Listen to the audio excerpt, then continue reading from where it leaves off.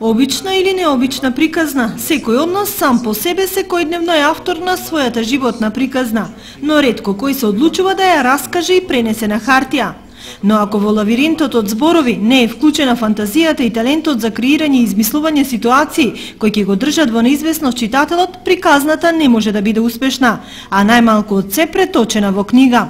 Затоа се и ретки, но ги има. Маријана Николова од 7 одделение од Основното училиште Славчо Стојмески е првата основка која излезе со свое авторско стварување.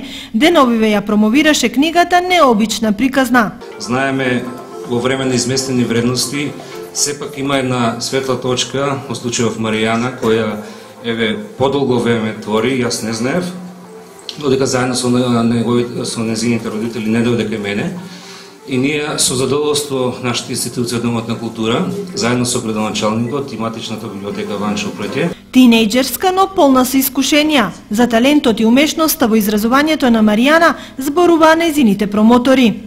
Голема гордост за нас представува што наша ученичка во Основното училиште Славчо Стојмески на неполни 13 години успеа да издаде своја прва книга. Се надевам дека ова ќе биде поттик во иднина да твори уште многу повеќе и да издаде многу повеќе книги. Маријана е позитивна, креативна, постојано насмеана, со насмевка, секогаш расположена да се искажува, да се изразува на свој сопствен начин.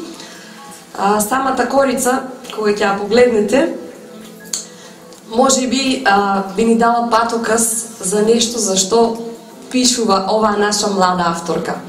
Значи, времето во кое што живее, секојдневието со кое што се соочува, предизвиците на новото време и вечните дилеми и прашања што му се наметнуваат на младиот човек, на некој наоѓа одговор, на некој не, можеби на повеќето и треба време да размислува, кобара своето јас, но сепак колку и да е жално и тажно и колку искушенија да ни представува, да ни донесува животот, сепак треба да истраеме и да го најдеме патот кон светлината. Ова е нејзино прво авторско стварување, кое го помогнаа Домот на културата Тоша Арсов, градоначалникот Дончев, како и неколку приватни компании. И за крај што да кажам, освен дека ми представува големо задоволство и голема чест што на некој начин вие ми помогнавте мене да јас направам еден чекор кон мојата светла.